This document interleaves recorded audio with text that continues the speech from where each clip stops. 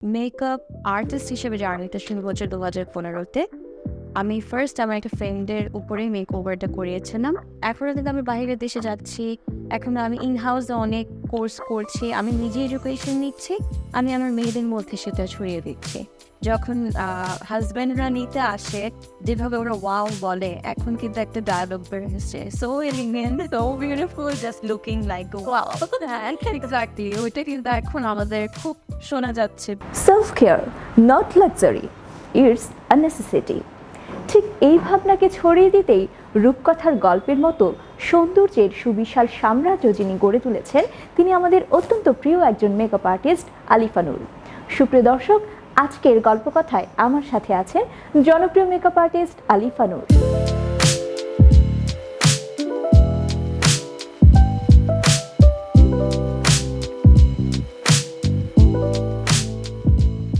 আপু, স্বাগত গল্পকথায়। কেমন আছেন? ভালো আছি, আপনি ভালো আছেন? আমিও খুব ভালো আছি। আর শুরুতেই বলছিলাম যে সৌন্দর্যের সুবিশাল সাম্রাজ্য আপনি গড়ে তুলেছেন। কেমন ছিল সেই যাত্রা? একদম শুরুর গল্পটা জানতে চাই। শুরুর গল্পটা আসলে সহজ ছিল না। একদম ছোটোখাটো প্লেসে আমি স্টার্ট করি আমার বেডরুম থেকে। 2014 থেকে এই জার্নিটা শুরু করেছিলাম। একটা ফেসবুক একটা পেজ খুলে Art and Beauty by Alifa Noor. ওখানে বিভিন্ন ধরনের মেকআপ টিপস, টেকনিক্স সব কিছু আমি শেয়ার করি। দেন আমার ফলোয়ার্স গেইন করি। আস্তে আস্তে আমি বিউটি যত ধরনের টিপস অ্যান্ড টেকনিক্সগুলো আছে ওগুলো শেয়ার করতে করতে সবার আমার ফলোয়িং বেড়ে যায়। অ্যান্ড দেন হচ্ছে আমার মেকআপ আর্টিস্ট হিসেবে জার্নিটা শুরু হচ্ছে 2015-তে। আমি ফার্স্ট আমার একটা ফ্রেন্ডের উপরেই মেকওভারটা করিয়েছিলাম। খুবই নর্মাল ন্যাচারাল যে লুকটা তখন কিন্তু এতটা পপুলার ছিল না। সো ন্যাচারাল লুকটা করতে করতেই সবার মধ্যে একটা ওয়ার্ড অফ মাউথ যে হ্যাঁ, আলিফা নূর একজন মানে খুবই ইয়াং একটা মেয়ে, সে কাজ করছে, তার মেকআপটা খুবই ডিফারেন্ট অন্য সব স্যালন থেকে, অন্য সব আর্টিস্ট থেকে। সো এইভাবেই আসলে আমার জার্নিটা শুরু, যে একটা ন্যাচারাল বিউটি। যে মেকআপ আর্টিস্ট যে টার্মটা, এটা আসলে আমরা সবসময় মূল্যায়ন করতে পারি না। আমি অনেকের কাছে শুনেছি যে হ্যাঁ, ওই মেয়েটা তো পার্লারের কাজ জানে। মানে এই যে আর্ট, এটা যে একটা শিল্প, সেটা অনেকেই ঠিকভাবে মূল্যায়ন করে না। এটা কি আপনার ক্ষেত্রেও হয়েছে তেমনটা? প্রথম প্রথম আমার ফ্যামিলিও কিন্তু সাপোর্ট করতে চায়নি। স্টাডিতে ডিস্টার্ব হবে, মানুষ কি বলবে। এমনও শুনেছি যে মানুষের মুখে তুমি পেইন্ট করছো। Actually makeup is not a paint. Actually এটা কোনো মাস্ক না। এটা আপনি যদি প্রপার ওয়েতে, প্রপার টেকনিকে করতে জানেন, তাহলে কিন্তু এটা সম্পূর্ণভাবে একটা আর্ট। আর যেভাবে আমরা ক্যানভাসে বিভিন্ন কালার নিয়ে আর্ট করি, রং তুলি দিয়ে যেসব আমরা পেইন্ট করি, সেভাবে কিন্তু একটা মানুষের মুখেও আর্ট আমরা করতে পারি। কিন্তু মেকআপের অনেক ভ্যারিয়েশন আছে। আমাদের দেশে সেরকম কোনো স্কুল না থাকার কারণে আসলে মেয়েরা সেই সুযোগটা পাচ্ছে না। সো আমরা অনেক কষ্ট করে বাইরের আর্টিস্ট থেকে অথবা বাইরের কোনো একটা ইনস্টিটিউশন থেকে অনেক টাকা খরচ করে শিখতে হয়েছে। তো মেকআপ যদি আপনি প্রপার ওয়েতে করতে জানেন, দেন কখনো মেকআপ একটা মাস্ক বা ওই মেয়েটা পার্লারে কাজ জানে এই টাইপের কোনো প্রশ্ন আসলে আসে না। ঠিক, প্রপার একটা এডুকেশন লাগে। আচ্ছা আপু, আপনি তো একজন সার্টিফাইড মেকআপ আর্টিস্ট। এখনকার দিনে কিন্তু অনেকেই ইউটিউবে দেখছেন, নিজে নিজে শিখছেন ও অন্যকে করাচ্ছেন, সেটা মানে খারাপ হচ্ছে না, ভালো হচ্ছে। কিন্তু একজন সার্টিফাইড এবং নন সার্টিফাইডের মধ্যে পার্থক্যটা কোথায়? অনেক পার্থক্য। কারণ আমরা যদি সার্টিফিকেট গেইন করতে চাই, সেক্ষেত্রে কিন্তু আমাদেরকে অনেক ধরনের ক্লাস করতে হয়। Private, master, advance, primary.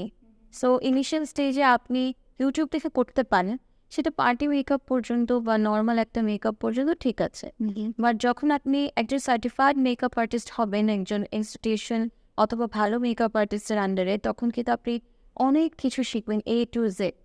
So সেই ক্ষেত্রে আপনি একটা ব্রাইডকে কীভাবে সাজাতে হয় অথবা কীভাবে একটা লং লাস্টিং বেস করতে হয়, sweat proof, water proof, hooded আইসে কেমন, বড় আইসে কেমন লুক মানাবে, অথবা কোন শাড়ির সাথে কোন আউটফিটের সাথে কী টেস্ট অনুযায়ী কী মেকওভারটি আপনি দিবেন, সব কিছু আসলে ওই কোর্সগুলোর মাধ্যমে আপনি জানতে পারবেন।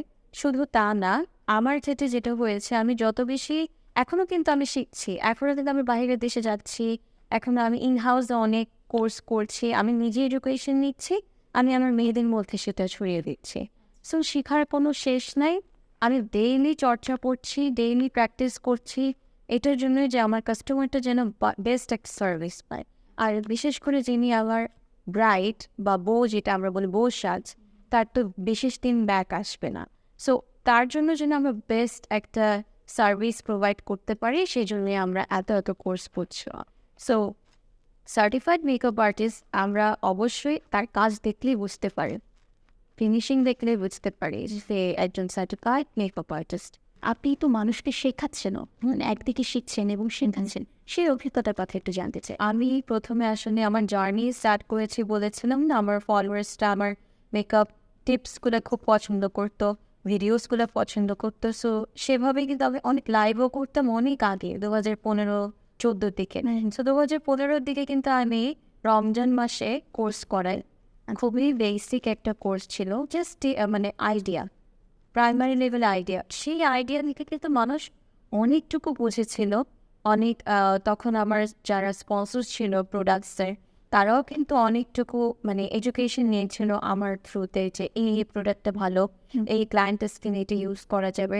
সো সেটা কিন্তু অনেক আগে জানি। তো আজকে প্রায় 15 থেকে শুরু করে 22 সাল পর্যন্ত আমি কোনো কোর্স করাইনি। 2023 থেকে এই মাস থেকে নভেম্বর থেকে আমি আবার শুরু করেছি কোর্স করানো, কিন্তু এটা টোটালি প্রাইমারি না, এটা অ্যাডভান্স কোর্স। যারা কিনা মেকআপের একটু জানে তাদের জন্য এটা খুবই ইজি। কিন্তু খুবই কি বলবো, সুখবর যে আমার এমন একটা স্টুডেন্ট আমি করেছি এবার, যে নিজের মেকআপটুকু করতে জানতো না, কিন্তু সে আমার একটা কোর্স করে 3 দিন ধরে শিখে এত ভালো করে শিখেছে সে, আমিও দিয়েছি, সেও নিতে পেরেছে। সে একদম টোটাল একটা ব্রাইডাল মেকআপ যেভাবে একটা সিনিয়র হ্যান্ড করে ঠিক তেমনই আউটপুট দিয়েছে। Wow, it was amazing. এটা আমার জন্য একটা অনেক বড় একটা অ্যাচিভমেন্ট অ্যাজ এ মেন্টর, আমি মনে করি। হ্যাঁ, আচ্ছা, এই যে শেখার কথা বলছিলাম, শেখানোর কথা বলছিলাম, এখন আমি যদি বলি চট্টগ্রামে কম্পিটিশনটা কেমন, মানে সাজানোর ক্ষেত্রে? সাজানোর ক্ষেত্রে তো কম্পিটিশন সবসময় বেশি। আর চট্টগ্রামের মানুষ খরচও করতে পছন্দ করে, বিশেষ দিনটিতে ভালো একটা স্যালনে সাজতে সবাই প্রেফার করে। সো আমি মনে করি যে চট্টগ্রামে অনেক ভালো ভালো আর্টিস্ট আছে, তাদেরকে জাস্ট আপনি একটা ভালো স্পেস দরকার দেওয়ার জন্য, একটা ভালো লোকেশন, একটা ভালো আপনার এডুকেশন লেভেল, প্রোডাক্টের নলেজ, যেন ফেক প্রোডাক্ট যদি আমরা কাস্টমারকে সার্ভিস না দিই, সেভাবে তাদেরকে বোঝানো। সো আমি মনে করি আমাদের চট্টগ্রামের মেয়েরা কোনো দিকেই পিছিয়ে নেই, তারা যথেষ্ট জ্ঞানী, তারা যথেষ্ট স্মার্ট। সো তাদেরকে নিয়ে যদি আমরা ওয়ার্কশপ করতে পারি, তাদেরকে যদি আমরা এডুকেট করতে পারি যে তোমরা এটা এটা পড়ো, তাহলে আমার মনে হয় যে তারা অনেক ভালো করবে। আচ্ছা, আপনি যে খরচের কথা বলছিলেন, একটা কথা সবসময় শোনা যায় যে অমুক মেকআপ আর্টিস্ট সে অনেক বেশি টাকা রাখছে, হয়তো সাজানোর ক্ষেত্রে হয়তো পাড়ার গলির মতো সাজিয়ে দিচ্ছে, কিন্তু ওরা এত বেশি টাকা নিয়ে চলে যাচ্ছে শুধুমাত্র নামটা ব্যবহার করে, ব্র্যান্ডটা ব্যবহার করে। এই কথাটা ঠিক কতটুকু সত্যি, আপনি কিভাবে দেখছেন? আচ্ছা, সেই কথাটা সবভাবেই সত্য না, কারণ সে যে ব্র্যান্ডটা ক্রিয়েট করেছে তার পেছনে নিশ্চয়ই সে অনেক প্রোডাক্টে ইনভেস্ট করেছে। তাছাড়াও সে ইনভেস্ট করেছে নিজের সার্টিফিকেটগুলা, কোর্সগুলোর পেছনে। আর যে সে ব্র্যান্ড, যে নামটা, ধরেন যে Alifa Nur art and beauty, আমাকে দিয়ে এক্সাম্পলটা দিই। সো সেক্ষেত্রে আমি যে খরচটা করেছি বা আমি যে হার্ডওয়ার্কটা করেছি, ওটার কারণে কিন্তু একটা ব্র্যান্ড হিসেবে আর্ট অ্যান্ড বিউটি আজকে এই অবস্থায় এসেছে। সো এই ব্র্যান্ডটাতে আসলে আমার যে শ্রম, আমার যে পরিকল্পনা, আমার যে কষ্টের যে ইনভেস্টমেন্ট, সব কিছুই কিন্তু এমনি এমনি আসেনি। সবাই আমাদের কাজ দেখে ভালো বলেছে, অথবা অন্য একটা আর্টিস্টের কথাই বলেন, তার কাছ থেকে তারা ভালো বলেছে, সেজন্যই কিন্তু আজকে এতটুকুতে আসা। অলিতে গলিতে অনেক পার্লার থাকে, অনেকেই থাকে লোকাল, কিন্তু তারা সবাই যে ভালো প্রোডাক্ট ব্যবহার করছে ক্লায়েন্টদের নিশ্চয়ই দেখে দিয়েছে না, না, সেটা কোনোভাবেই তারা দেখে না। ইভেন তারা কিন্তু সার্টিফাইড কিনা তারা এটা কেউই মানে গ্যারান্টি দিতে পারবে না। ঠিক তাই। আপু, যদি জিজ্ঞেস করি যে মেকআপ করাতে গিয়ে কিংবা কাজ করতে গিয়ে এমন কোনো অভিজ্ঞতা কি হয়েছে, মানে হতে পারে সেটা হাসির কোনো অভিজ্ঞতা কিংবা সবসময় মনে গেঁথে থাকবে, বা বিব্রতকর পরিস্থিতি, এমন কোনো কিছু কি হয়েছে কখনো?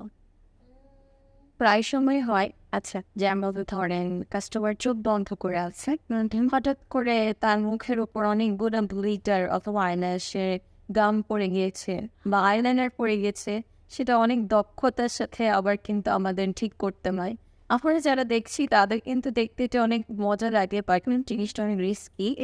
তো আপনার জিনিসটা কিন্তু আবার রিমুভ করে সেট করতেও কিন্তু খবর হয়ে যায়, বাট আমরা এমনভাবে করি যে কাস্টমার বুঝতে পারে না। আর তো আছে মানে ওরা ওরা জানে না যে না একটা অ্যাক্সিডেন্ট হয়ে আলাদা। আর এমনও আছে যে কাস্টমারের স্বাদ শেষে খুবই ভালো লাগে সেটা আমার। আবার অনেক সময় হাসিও পায় যখন হাজব্যান্ডরা নিতে আসে, যেভাবে ওরা ওয়াও বলে। এখন কিন্তু একটা ডায়লগ বের হচ্ছে, so elegant, so beautiful, just looking like wow. Exactly, ওইটা কিন্তু এখন আমাদের খুব শোনা যাচ্ছে প্রত্যেকটা ব্রাইডকে দেখে। এখন কিন্তু রিলেটিভসরা এসে এই কমপ্লিমেন্টটা দিচ্ছে, so it's very much funny আচ্ছা ফর আস। আচ্ছা, আমি যদি আপনি জিজ্ঞেস করি যে এমন কোনো ইচ্ছা আছে কি যে কোনো একটা সেলিব্রিটিকে, হতে পারে দেশের কিংবা দেশের বাইরে, যে আপনি নিজ হাতে সাজাতে চান, সেটা যদি সেটা কে হতে পারে? I absolutely love Angelina Jolie. Dream big, মানুষ বলে সবসময় ড্রিম বিগ করতে।